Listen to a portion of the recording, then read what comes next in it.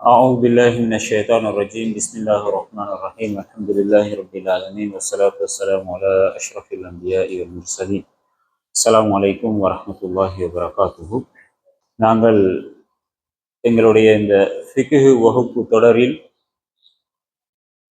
முஆமலாத் கொடுக்கல் வாங்கல்களோடு தொடர்புபட்ட எங்களுடைய வாழ்க்கையில் நாங்கள் நடைமுறைப்படுத்தி கொண்டிருக்கின்ற எங்களுக்கு மிகவும் பரிச்சயமாக இருக்கின்ற சில வியாபார முறைகளை இஸ்லாத்தின் கண்ணோட்டத்தை வைத்து பார்த்து கொண்டிருக்கின்றோம்.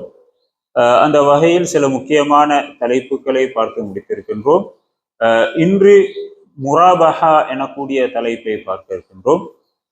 முராபஹா என்ற சொற்பிரயோகம் உங்களுக்கு பரிச்சயமாக இருக்கலாம் என நான் நினைக்கின்றேன். ஏனென்றால் இஸ்லாமிய நிதி நிறுவனங்களில் கூடுதலாக பரிமாறப்படக்கூடிய ஒரு சொற்பிரயோகம். இந்த வியாபார முறை ரசூல் ஸல்லல்லாஹு அலைஹி வஸல்லம் அவர்கள் தூதராக அனுப்பப்படுவதற்கு முன்னே நடைமுறையில் இருந்த ஒரு வியாபார முறையாகும். இந்த வியாபார முறையின் ஆரம்பத்தை பற்றி இஸ்லாமிய அறிஞர்கள் கூறுகின்ற போது இது பாரிசு நாட்டிலிருந்து வந்த ஒரு வியாபார முறை என்று குறிப்பிடுகின்றார்கள். அல்லாஹு தாலாவின் தூதர் ஸல்லல்லாஹு அலைஹி வஸல்லம் அவர்கள் தூதராக அனுப்பப்பட்டதன் பின்பு இந்த வியாபார முறையை இது ஹராமானது, இது தவிர்க்கப்பட வேண்டியது என்று ரசூல் ஸல்லல்லாஹு அலைஹி வஸல்லம் அவர்கள் இந்த வியாபார முறையை தடுக்கவில்லை, அவர்கள் அதனை அனுமதித்தாங்க. ரசூலுல்லாஹி ஸல்லல்லாஹு அலைஹி வஸல்லம் அவருடைய காலத்திலும் பிற்பட்ட காலத்திலும் இந்த வியாபார முறை பல வடிவங்களில் பலதரப்பட்ட இடங்களில் பல்வேறுபட்ட பொருட்களோடு தொடர்புபட்ட விதத்தில் நடைபெற்றிருக்கின்றது. இந்த வியாபார முறையை நீங்கள் விளங்கிக் கொள்வதற்கு மிகவும் எளிதாக கூறுவது எப்படி என்றால், குறிப்பிட்ட ஒரு நபர் ஒரு பொருளை ஒரு விலைக்கு வாங்கிவிட்டு அந்த பொருளை மற்றொருவருக்கு விற்கும் போது, நான் இந்த பொருளை இவ்வளவுக்கு வாங்கி இருக்கின்றேன், அந்த பொருளை உங்களுக்கு இவ்வளவு இலாபம் வைத்து விற்கப் போகின்றேன், நீங்கள் விரும்பினால் என்னிடமிருந்து இந்த பொருளை கொள்வனவு செய்ய முடியும். பொருளை வாங்குகின்றவர் அதற்கு உடன்பட்டால் வியாபார நடைபெறும். உதாரணமாக, நான் இந்த போனை 20,000 ரூபாய்க்கு கொள்வனவு செய்திருக்கின்றேன். இந்த போனை நான் விற்கணும். இன்னொரு ஆள்கிட்ட சொல்றேன், நான் இந்த போனை 20,000 ரூபாய்க்கு வாங்கி இருக்கின்றேன், உங்களுக்கு விற்பதாயின் 22,000 ரூபாய்க்கு விற்பனை செய்கின்றேன். அவர் அதற்கு உடன்படுகின்றார்.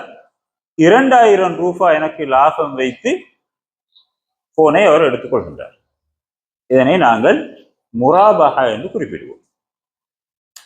எங்களுடைய வழக்கத்தில் சில்லறை கடைகளில் ஏனைய பொருட்களை நாங்கள் விற்பனை செய்கின்ற போது நாங்கள் கொள்வனவு செய்த விலையை கூறுவதில்லை, விற்கின்ற விலையை மாத்திரம்தான் கூறுகின்றோம். இந்த பொருளை நாங்கள் இத்தனை ரூபாய்க்கு கொள்வனவு செஞ்சோம், இத்தனை ரூபாய்க்கு உங்களுக்கு விற்கிறோம்னு நாங்க சொல்றோம்ல. பொருளை நான் ஒரு விலைக்கு வாங்கிப்பேன், ஒரு விலைக்கு விற்பேன். பொருளை வாங்கக்கூடியவருக்கு இந்த பொருள் எத்தனை ரூபாவுக்கு கொள்வனவு செய்யப்பட்டிருக்கின்றது என்பது தெரியாது. அவ்வாறு தெரிய வேண்டும் என்பது கட்டாயமும் அல்ல. அதனை இஸ்லாம் மற்றும் ஒரு பெயரை கொண்டு அழைக்கின்றது, பைஉல் முசாவமா என்று குறிப்பிடுகின்றது. அவ்வாறு வியாபாரம் செய்ய முடியும். நாங்கள் அந்த வியாபாரத்தை இந்த இடத்தில் பார்க்கவில்லை. குறிப்பிட்ட பொருளை ஒருவர் கொள்வனவு செய்வதற்கு அவருக்கு எவ்வளவு செலவாகியது என்பதனை அவர் நம்பிக்கையோடு உண்மையாக கூறி, நான் இந்த பொருளினூடாக உங்களிடமிருந்து இத்தனை ரூபா லாபத்தை எதிர்பார்த்து உங்களுக்கு விற்கின்றேன் என்று விற்பனை நடைபெற்றால் அது முராபஹா வியாபார முறை என்று அழைக்கப்படும்.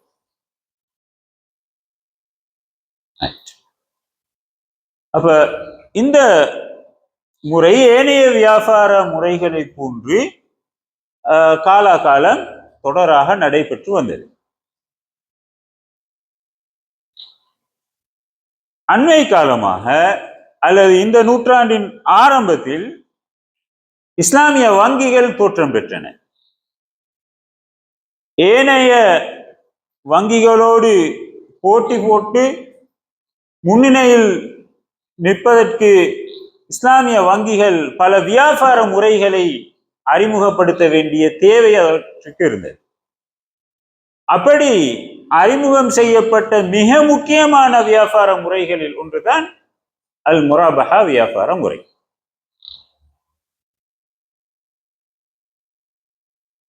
வங்கிகளில் எவ்வாறு அல்லது இஸ்லாமிய நிதி நிறுவனங்களில் இந்த வியாபாரம் எவ்வாறு நடைபெறுகின்றது என்றால், உதாரணமாக ஒரு மாணவன் தன்னுடைய வைத்திய துறையில் படிப்பை முடித்துவிட்டு, உதாரணமாக அவரை நாங்கள் டென்டல் என்று வைத்துக் கொள்வோம், அவர் தன்னுடைய வைத்திய அந்த தொழிலை ஆரம்பிக்க வேண்டும். அதற்கு பல தளபாடங்கள் தேவை. அந்த தளபாடங்களை வாங்குவதற்கு அவரிடம் போதிய அளவு காசு இல்லை. அப்படியான ஒரு கட்டத்தில் வங்கியிடம் வந்து கூறுகின்றார், எனக்கு இவ்வளவு தளபாடம் தேவையாக இருக்கின்றது, அந்த தளபாடங்களை நீங்கள் எனக்கு கொள்வனவு செய்து தாருங்கள். அப்பொழுது வங்கி இவருடைய வேண்டுதலை பரிசீலித்து, ஓகே, நாங்க உங்களுக்கு தேவையான பொருட்களை இந்த நாட்டிலிருந்து அல்லது இந்த இடத்திலிருந்து கொள்வனவு செய்து தருகின்றோம். ஆனால் நாங்கள் உங்களுக்கு கொள்வனவு செய்து தரும் பொழுது கூடுதலான ஒரு இலாபத்தை வைத்துத்தான் தருவோம் என்று கூறுகின்றது வங்கி. அதற்கு இவர் உடன்படுகின்றார். 10 லட்சம் ரூபாய் பெறுமதியான தளபாடங்களை வங்கி வாங்குகின்றது. இவருக்கு விற்பனை செய்கின்ற போது 12 லட்சம் ரூபாய்க்கு விற்பனை செய்கின்றது. அதற்கு அவர் உடன்படுகின்றார். அவர் கூறுகின்றார், நான் இந்த 12 லட்சம் ரூபாயையும் உடனடியாக உங்களுக்கு செலுத்த முடியாது, இதனை ஒரு 5 வருடத்தில் செலுத்துகின்றேன். வங்கி உடன்படுகின்றது. அப்பொழுது அந்த 12 லட்சம் ரூபாயையும் 5 வருடங்களுக்கு பிரித்து மாதம் மாதம் குறிப்பிட்ட ஒரு தொகையை கட்டுமாறி வங்கி குறிப்பிட்ட அந்த மாணவனுக்கு நிபந்தனையிட்டு வியாபாரத்தை முடிக்கின்றது. அப்ப ஒருவர் வங்கியிடம் போய் கூறுகின்றார், எனக்கு இன்ன பொருள் வேண்டும். அந்த வேண்டுதலை வங்கி தீர ஆராய்ந்து அதனை ஏற்றுக்கொண்டதன் பின்பு வங்கி அந்த பொருளை தனக்காக கொள்வனவு செய்கின்றது. கொள்வனவு செய்து திரும்ப அந்த பொருளை குறிப்பிட்ட ஒரு லாபத்தை வைத்து ஆரம்பத்தில் கேட்டவருக்கு விற்பனை செய்கின்றது. விற்பனை செய்யப்பட்டவுடன் அந்த பணத்தை உடனடியாக பெற்றுக்கொள்ளாமல் ஒரு 5 அல்லது 10 வருடங்கள் காலம் வைத்து அந்த பணத்தை செலுத்துமாறு கூறி வியாபார ஒப்பந்தத்தை முடிவு செய்கின்றது. இதுதான் இன்று வங்கிகளில் நடைபெறுகின்ற முறை. அது வைத்திய தளபாடங்களாக இருக்க முடியும், அல்லது ஒருவர் ஒரு வாகனத்தை வாங்க முடியும், அல்லது மற்றும் ஒரு பொருளை வாங்க முடியும். இந்த வியாபார முறை அனுமதிக்கப்பட்டிருக்கின்றது என்பதற்கு பிரத்யேகமான தனியான ஆதாரங்கள் குர்ஆன் சுன்னாவில் இருந்து முன்வைக்கப்படவில்லை. பொதுவான சில ஆதாரங்களை தான் இஸ்லாமிய சட்ட அறிஞர்கள் முன்வைக்கின்றார்கள். அஹல்லல்லாஹுல் பைஅ வ ஹர்ரமர் ரிபா, அல்லாஹு தஆலா வியாபாரத்தை ஹலாலாக்கி வட்டியை ஹராமாக்கின்றான். இதுவும் ஒரு வியாபாரம், எனவே இது அனுமதிக்கப்பட்ட வியாபாரம் என்று கூறுகின்றார்கள். முராபஹா வியாபாரம் ஏனைய வியாபாரங்களை போன்ற ஒரு வியாபாரம், அல்லாஹு தஆலா அதனை ஹலாலாக்கி இருக்கின்றான் என்று இஸ்லாமிய சட்ட அறிஞர்கள் கூறுகின்றார். நாங்கள் ஆரம்ப வகுப்பில் ஒரு இஸ்லாமிய சட்ட விதியை அவதானித்தோம். அடிப்படையில் கொடுக்கல் வாங்கல் விடயத்தில் அனைத்தும் அனுமதிக்கப்பட்டவை, இஸ்லாம் தடுத்து ஹராமாக்கிய விடயங்களை தவிர.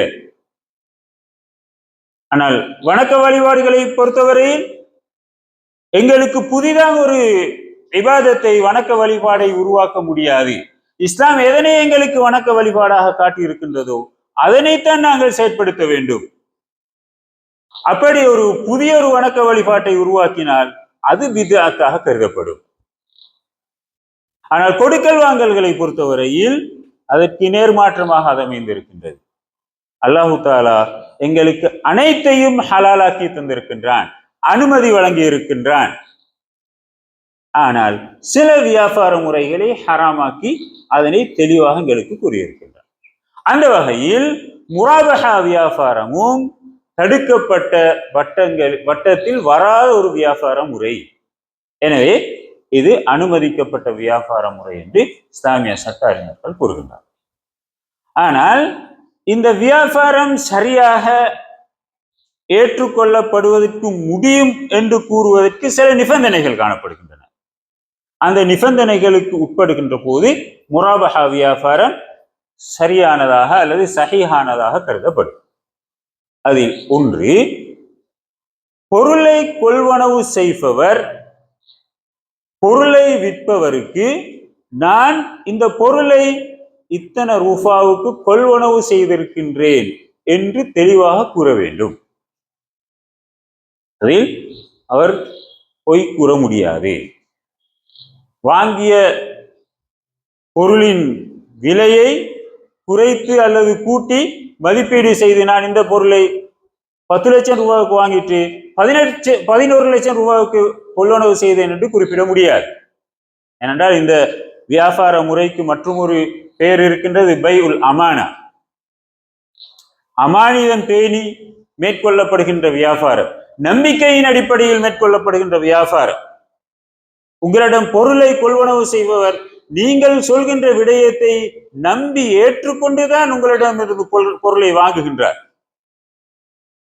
எனவே நீங்கள் குறிப்பிட்ட பொருளை எத்தனை ரூபாவுக்கு கொள்வனவு செய்கின்றீர்களோ அதனை பொருளை வாங்கக்கூடியவருக்கு தெளிவாக கூற வேண்டும். இந்த இடத்தில் இஸ்லாமிய சட்ட அறிஞர்கள் ஒரு முக்கியமான விடயத்தை தெளிவுபடுத்துகின்றார்கள். அது என்னவென்றால், நாங்க ஒரு பொருளை கொள்வனவு செய்யற நேரம் அந்த பொருளுக்கு ஒரு விலையை கொடுத்திருப்போம். அதே நேரம் அந்த பொருளை கொள்வனவு செஞ்சு எங்கட இடத்துக்கு கொண்டு வந்து சேர்ப்பதற்கு நாங்கள் மேலதிகமான ஒரு செலவை செலவழித்திருப்போம். ஒரு வாகனத்தை இன்னொரு இடத்திலிருந்து வாங்குறதுக்கு நாங்க போனா எங்களுக்கு போக்குவரத்து செலவு இருக்கும், அந்த பயணத்தில் எங்களுக்கு சாப்பாட்டு செலவு இருக்கும், அந்த வாகனத்தை குறிப்பிட்ட இடத்திலிருந்து எங்கட இடத்துக்கு கொண்டு வந்து சேர்ப்பதற்கு பெட்ரோல் செலவு இருக்கும். அப்ப இதெல்லாத்தையும் செலவழிச்சாதான் குறிப்பிட்ட வாகனத்தை அந்த இடத்திலிருந்து எங்கட இடத்துக்கு கொண்டு வந்து சேர்க்க முடியும். அப்ப இந்த செலவீனங்கள் அனைத்தும் குறிப்பிட்ட அந்த வாகனத்தை கொள்வனவு செய்வதற்காக நீங்கள் செலவழித்த பணமாக கருதப்படும். எனவே நாங்க பொருளை கொள்வனவு செய்கின்ற நேரம் வாகனத்துக்கு கொடுத்த காசை மட்டுமல்ல இந்த இடத்தில் கருத்தில் கொள்ளணும். வாகனத்தை கொள்வனவு செய்யறதுக்கு வாகன உரிமையாளருக்கு கொடுத்த பணம், அந்த இடத்துக்கு போகும் வரைக்கும் நாங்க செலவழிச்ச ஏனைய செலவீனங்கள் எல்லாம் கருத்தில் கொள்ளப்பட்டுதான் அது மூலதனமாக கருதப்படும். அப்ப இந்த தொகை எந்நேட்டிலிருந்து வாகனத்தை வாங்கக்கூடியவருக்கு சொல்லணும். இது முதலாவது நிபந்தனை. இந்த நிபந்தனையில் இஸ்லாமிய சட்ட அறிஞர்கள் அனைவரும் ஏகோபித்த கருத்தை கொண்டிருக்கின்றார்கள். இரண்டாவது நிபந்தனை, குறிப்பிட்ட அந்த பொருளை இன்னும் ஒருவருக்கு நாங்கள் விற்கும் பொழுது நான் எவ்வளவு இலாபம் வைத்து விற்கப் போகின்றேன் என்பது பொருளை வாங்குபவருக்கும் விற்கக்கூடியவருக்கும் தெரிந்திருக்க வேண்டும். 10 லட்சம் ரூபாவுக்கு பொருளை கொள்வனவு செஞ்சா நான் அதுல 50,000 ரூபாய் லாபம் வைத்து விற்கின்றேன் என்பது எனக்கும் தெரியணும், என்னிருந்து பொருள் எடுக்கக்கூடியவருக்கு தெரியும். இதுலேயும் ஒளிவு மறைவு இருக்கக்கூடாது. மூன்றாவது நிபந்தனை, முதலாவது வியாபாரம் சஹீஹானதாக இருக்க வேண்டும். இஸ்லாம் அனுமதித்த வரையறைக்குள் அந்த வியாபாரம் அமைந்திருக்க வேண்டும். நான் ஒரு வாகனத்தை கொள்வனவு செய்யற நேரம் அது ஏற்கனவே திருடப்பட்ட அபகரிக்கப்பட்ட ஒரு வாகனமாக இருந்தா அந்த வாகனத்தை எனக்கு முராபஹா முறைப்படி விற்பனை செய்ய முடியாது. ஏனென்றால் முதலாவது வியாபாரம் அனுமதிக்கப்படாத விதத்தில் நடைபெற்றிருக்கின்றது. அனுமதிக்கப்படாத விதத்தில் நடைபெற்ற ஒரு வியாபாரத்தை மையமாக வைத்து உங்களுக்கு மற்றொரு வியாபாரத்தை மேற்கொள்ள முடியாது. அந்த வகையில் முராபஹா வியாபாரத்தையும் இந்த இடத்தில் மேற்கொள்ள முடியாது. இந்த 3 நிபந்தனைகளும் கருத்தில் கொள்ளப்பட்டு ஒரு வியாபாரம் நடைபெற்றால் அது முராபஹா வரையறைக்கு உட்பட்டதாக கருதப்படும். அதனை இஸ்லாமிய சட்ட அறிஞர்கள் அனுமதித்திருக்கின்றார். இதுதான் முராபஹா வியாபார முறையோடு தொடர்பட்ட மிக அடிப்படையான விடயங்கள். இதுல அவங்களுக்கு ஏதாவது கேள்விகள் இருந்தால் அதை வச்சுக்கொண்டு இன்ஷா அல்லாஹ் இன்னும் கொஞ்சம் எங்களுக்கு போகுது. இப்போ நீங்க பேங்க்ல இருந்து தளபாடங்களை கொள்வனவு செய்யறேன்னு சொல்லி எக்ரிமெண்ட் அடிச்சா பேங்க் என்ன செய்யும்? குறிப்பிட்ட தளபாடங்களை பேங்க்குக்கு கொள்வனவு செய்யும். அவங்களோட காசை கொடுத்து அவங்களுக்கு கொள்வனவு செய்யும். அவங்க வாங்குவாங்க. அவங்க குறிப்பிட்ட பொருளை பேங்க்குக்கு உரிமையாக்கினதுக்கு பிறகு பேங்க் உங்களுக்கு விற்கும். அப்ப விற்கிற நேரம் 2வது உடன்படிக்கை நடக்கும். அப்ப அது அந்த ஒப்பந்தம் நடைபெற நேரமே குறிப்பிட்ட பொருள் உங்களுக்கு உரிமையானதாக மாறிடும். உங்களோட உரிமைக்கு வந்துடும். அதுக்குரிய காசை நீங்க உடனடியாக செலுத்தலான்றதுனால 5 வருஷம் போட்டு செலுத்துறீங்க. சரியா? அப்ப தளபாடம் உங்களுக்கு உரிமையாகினதுக்கு பிறகு அதுக்குரிய காசை நீங்க பேங்க்கு கட்டித்தான் ஆகும். என்ற ஒப்பந்தம் நடைபெற்று முடிந்து விட்டது. இடையில் உங்களுக்கு அந்த ஒப்பந்தத்தை உடைக்க இயலாது, முறிக்க இயலாது. நான் 5 வருஷம் இந்த காசை கட்டுறேன் என்று நீங்க எக்ரிமெண்ட்ல சைன் பண்ணித்தான் தளபாடத்தை பேங்க்ல இருந்து வெளியெடுத்திக்கிறீங்க. உங்களுக்கு சில நேரம் அதை 2 வருஷத்துல முடிக்கணும் வரையலும், அல்லது உங்களுக்கு கட்டையில போகின்ற ஒரு நிலைமை வரையலும். அது எல்லாத்தையும் நாங்க இந்த இடத்துல விட்டுட்டு ஆரம்பத்துல நடைபெற்ற ஒப்பந்தத்தை மட்டும்தான் பார்ப்போம். நீங்க பேங்க்ல இருந்து தளபாடத்தை எடுக்கிற நேரம் எவ்வளவுக்கு எடுத்தீங்க, அதை எப்படி கட்ட போறீங்க என்ற நிபந்தனைகள் தான் கருத்தில் கொள்ளப்படும். ஆரம்பத்தில் வியாபாரம் நடைபெற்று முடிந்திருக்கின்றது, எனவே தளபாடம் உங்களுக்குரியதாக மாறி இருக்கின்றது. உங்களுடைய கடமை குறிப்பிட்ட தளபாடத்துக்குரிய பெறுமதியை வங்கிக்கு குறித்த நேரத்தில் கட்டி முடிப்பது. இப்ப அவங்களோட வியாபாரம் ஒப்பந்தம் நடைபெற்று முடிந்து விட்டது. உங்களுக்கும் வங்கிக்கும் இடையில அல்லது இஸ்லாமிய நிதி நிறுவனத்துக்கும் இடையில வியாபார ஒப்பந்தம் நடைபெற்று முடிஞ்சாச்சு. அப்ப குறிப்பிட்ட பொருள் உங்களுக்கு உரிமையாகும். உங்களுக்கு உரிமையான பொருளுக்குரிய பெறுமதியை நீங்க 2வது தரப்புக்கு கட்டி முடிக்கும். அதுதான் உங்களோட ஒப்பந்தம். இதுல நீங்க மாறி செஞ்சால், மாசம் முடிகிற நேரம் நான் குறிப்பிட்ட அமௌண்ட்டை கட்டுவேன் என்றது உங்களோட எக்ரிமெண்ட். இப்ப நீங்க மாசம் முடிகிற நேரம் அமௌண்ட்டை கட்டல டீ என்ன? அப்ப இஸ்லாம் சொல்லுது ஃபனவிரத்துன் இலா மைஸரா. உண்மையிலே அவங்களுக்கு கஷ்டம் ஏற்பட்டுதான் அந்த பெறுமதியை கட்டுறதுக்கு ஏலாம் பேசிச்சுன்னா அவருக்கு கொஞ்சம் டைம் கொடுங்க. அவங்களுக்கு வசதி வரும் வராங்காட்டி அனுமதியை கொடுங்கன்னு சொல்லி குர்ஆன் சொல்லுது. ஆனா அது வங்கிகள்ல அல்லது இஸ்லாமிய நிதி நிறுவனங்கள்ல ஏனைய நிதி நிறுவனங்கள்ல நடக்குமா? நடக்காது. அப்படி அவங்களுக்கு டைம் தர மாட்டாங்க. ஏனென்றா இந்த குர்ஆன் வசனத்தை இஸ்லாம் சொல்கின்ற அந்த சலுகையை கடனுக்கு எடுத்துட்டு உரிய நேரத்துல கட்டுவதற்கு முடியாமல் போனால் அவர்களுக்கு அவகாசம் கொடுங்க என்றதை அவங்க சந்தர்ப்பமா பயன்படுத்துறாங்க. எனவே உங்களுக்கு தாமதப்படுத்தவும் மேலாது, நீங்க தாமதமாக்கினால் அவங்களுக்கு மேலதிகமான ஒரு பேமெண்ட்டை எடுக்கவும் மேலாது. மேலதிகமான பேமெண்ட் ஒன்று எடுக்கிறதா இருந்தா அப்ப அது சிக்கலான ஒரு பெறுமதியாக அல்லது சிக்கலான ஒரு பணமாக கருதப்படும். எங்கட நாட்டுல அல்லது அரபு நாடுகள்லையும் ஒருவர் 5 வருடத்துக்கு அல்லது 10 வருடத்துக்கு குறிப்பிட்ட ஒரு அமௌண்ட்டை பிரிச்சு கட்டுறேன்னு சொல்லி உடன்பட்டுட்டு இடையில் கட்டாமல் போனால் தாமதிக்கின்ற அந்த தாமதத்துக்கு என்ன பரிகாரம் என்பதற்கு தீர்வு இல்லை. அதுக்கு அவங்க கண்டிக்கிற ஒரே ஒரு தீர்வு என்ன? Late payment. நீங்க தாமதிச்சால் குறிப்பிட்ட ஒரு அமௌண்ட் ஒன்றை கட்டணும். அப்ப அந்த லேட் பேமெண்ட் இஸ்லாமிய நிலப்பாடு என்ன? அது உங்களுக்கு ஹராம். ஏனென்றா உங்களோட உடன்பாடு 5 லட்சம் அல்லது 10 லட்சம் தான் எடுக்கணும். 10 லட்சத்தை விட மேலதிகமா எடுத்தா, நான் காலதாமதமாக்கினேன் என்றதுக்காக காசு எடுத்தால் அது ஹராமானதாக போகும்.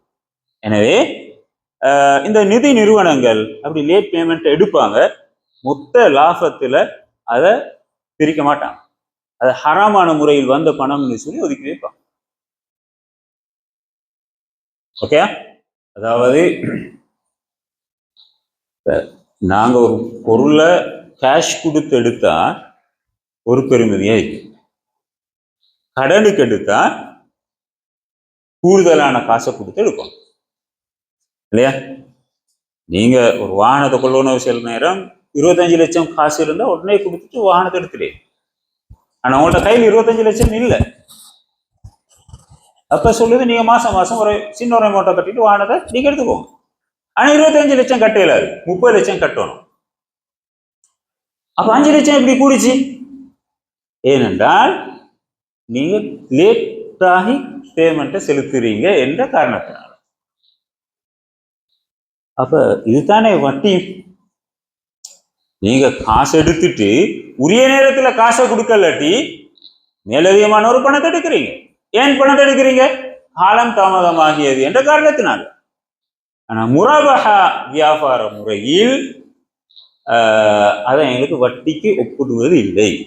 ஏனென்றால் நாங்கள் ஆரம்பத்திலே உடன்பட்டு விடுகின்றோம். நான் உங்கள்கிட்ட பேங்க்ல இருந்து வாகனத்தை எடுக்கிறேன், ஆனா எவ்வளவு? 30 லட்சம் ரூபாய். 30 லட்சம் ரூபாயே 5 வருஷத்துல செலுத்தி முடிக்கிறேன். அப்ப இதுல ஏதாவது ஒரு மாசத்துல லேட் ஆகினா லேட் பேமெண்ட் எடுக்கிறது தான் அவர் கேட்டது மாதிரி பிரச்சனைக்குரிய பணமாக மாறும். அது இல்லாம நீங்க 5 வருஷத்துல 30 லட்சம் ரூபாய் கட்டி முடிக்கிறன்றது பிரச்சனையான ஒரு விஷயம் அல்ல. ஏனென்றா ஒரு விஷயத்துல உங்களோட எக்ரிமெண்ட் முடிவடையுது, வியாபார ஒப்பந்தம் நிறைவடையுது. லீஸுக்கு நாங்க போற நேரம் அப்படி இல்லையே. நீங்க மாசம் மாசம் ஒரு அமௌண்ட்டை கட்டுவீங்க, லேட் ஆயினா அந்த அமௌண்ட் இன்னும் கூடும். அப்போ உங்களுக்கு லேட் ஆக்குறதுக்கு அனுமதிக்குது. அப்ப அவங்க எதிர்பார்ப்பாங்க நீங்க லேட் ஆக்கணும் என்று சொல்லி. லேட் ஆக்கினா தான் நான் உங்களுக்கு லாபம். ஆனா முராபஹா முறையில அப்படி அவங்களுக்கு லேட் ஆக்க இயலாது. லேட் ஆக்க பெருமதியை அவங்களுக்கு கூட்ட இயலாது. வாகனத்துல பெருமதி ஒன்றாகத்தான் இருக்கும், 25 லட்சமாக தான் இருக்கும். ஓகே, இதுல வியாபார ஒப்பந்தம் அடிப்படையில 5 வருஷம் எக்ரிமெண்ட் போட்டா அதுகளுக்கு திரும்ப மாத்திடலாம். ஏண்டா வியாபார ஒப்பந்தம் நடைபெற்று முடிஞ்சாச்சு. அடுத்தது இப்ப நாங்க ஒரு வாகனத்தை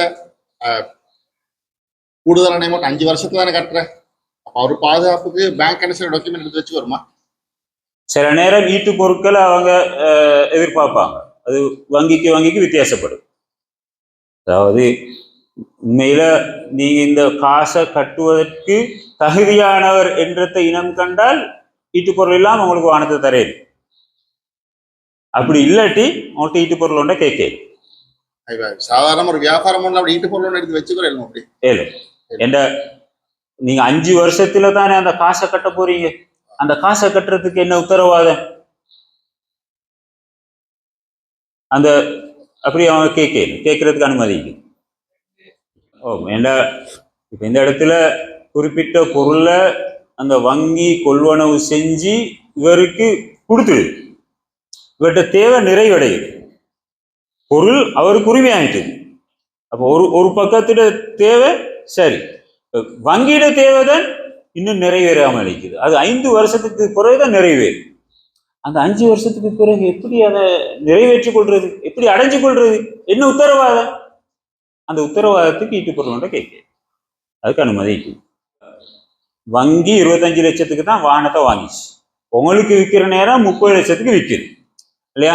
அப்ப நீங்க வாகனத்தை வாங்கினா 30 லட்சத்துக்கு, அப்ப 30 லட்சத்துக்கு வாங்கின வாகனத்தை உங்களுக்கு கூடுதலா விற்கலுமா?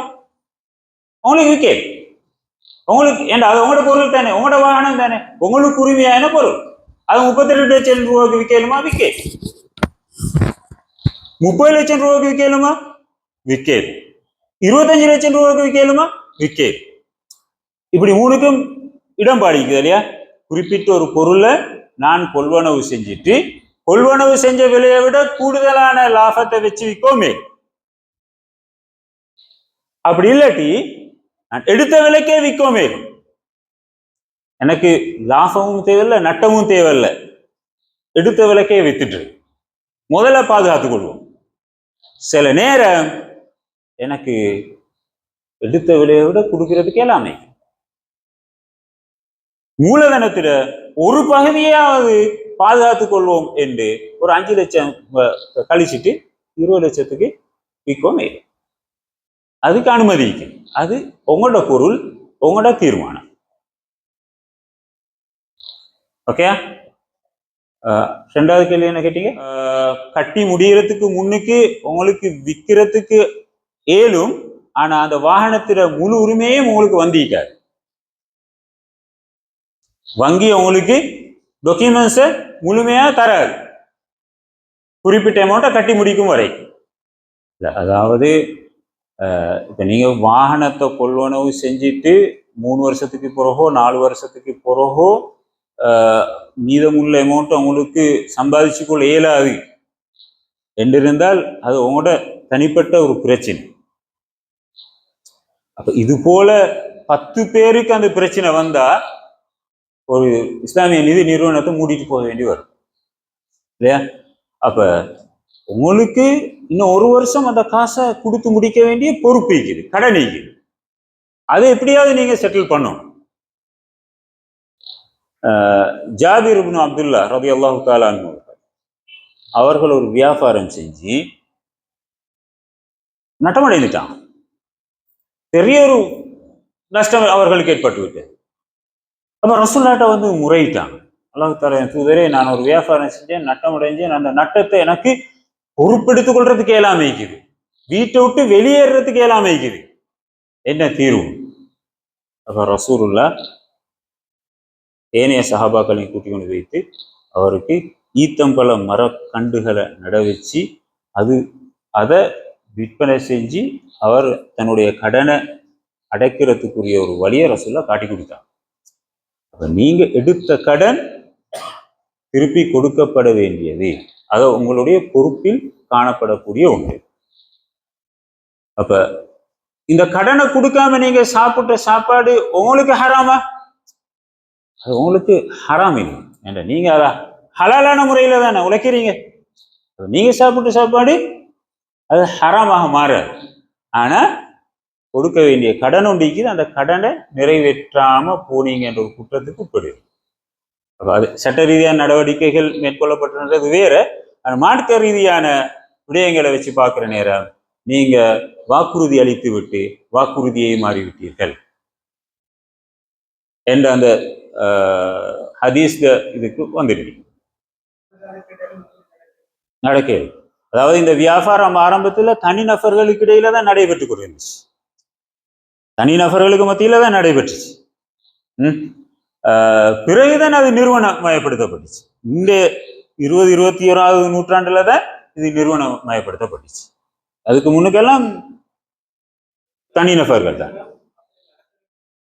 யா அய்யுஹல்லதீன ஆமனூ இதா ததாயன்தும் பிதைனின் என்ற அந்த வசனத்துல ஃபக்துபு, நீங்க கடன் கொடுக்கல் வாங்கல் செஞ்ச எழுதி வச்சுக்கோங்க, எழுதிக்கோங்க அல்லாஹ் தஆலா சொல்றான்.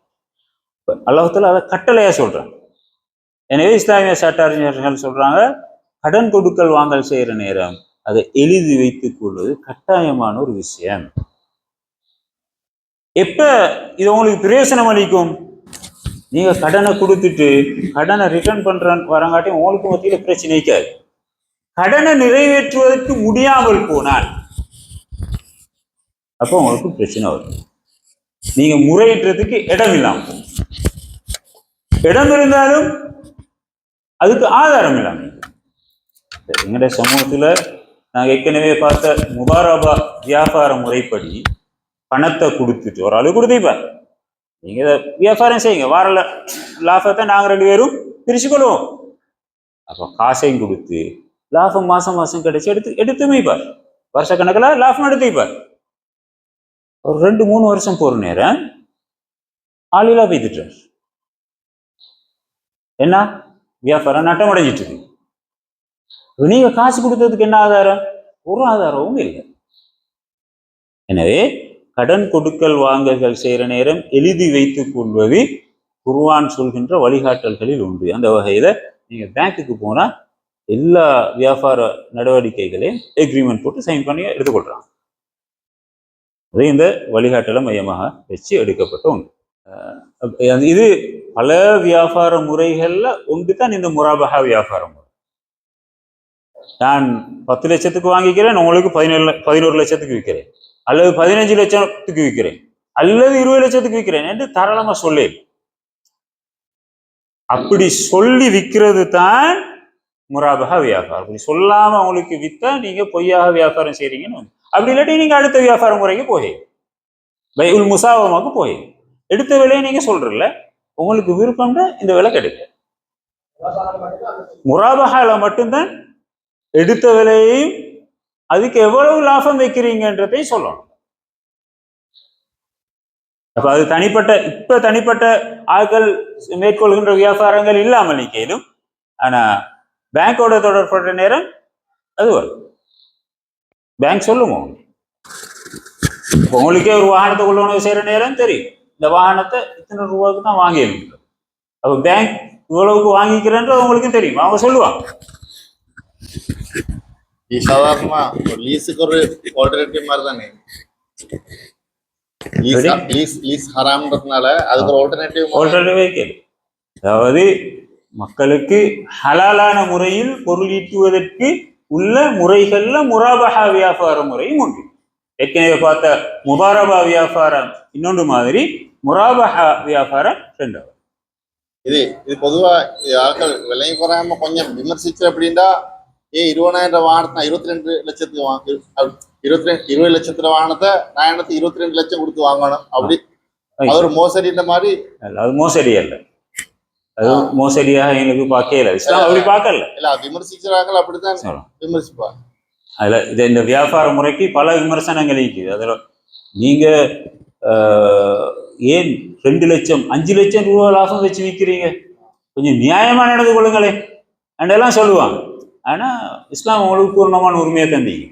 உங்களுக்கு 2 லட்சம் லாபம் எடுக்கவுமே, 5 லட்சம் லாபம் எடுக்கவுமே. ஆனா முராபஹா முறைப்படி நீங்க வியாபாரம் செய்யறதா இருந்தா, நீங்க கொள்வனவு செஞ்ச விலையையும் லாபத்தையும் கட்டாயம் தெளிவுபடுத்ததாமே.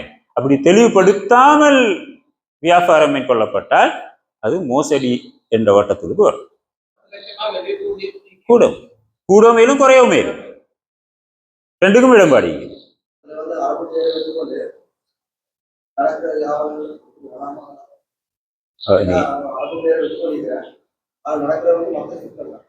அது நாங்க ஒரு விதி ஒன்று பார்த்தோம், இன்னமல் அஅமாலு பின்னியாத், செயல்கள் அனைத்தும் எண்ணங்களை பொறுத்து. அடுத்தது ஒரு வியாபார நடவடிக்கை நாங்க பார்க்குற நேரம் அதில் உள்ளடக்கத்தை தான் பார்ப்போம், அதில் இருக்கக்கூடிய சொற்பிரயோகங்கள் அல்ல. ஒரு இஸ்லாமிய முறைப்படி தான் இந்த வியாபாரம் நடக்குது என்று சொல்லி முராபஹா, முதாரபா, இஜாராண்டெல்லாம் போட்டிப்பாங்க. ஆனா நடக்கிறது வேற ஒன்றாக இருந்தா அது இஸ்லாமிய வியாபாரமா இருக்கல. ஓகே, அப்ப முடிக்குமாண்ணா?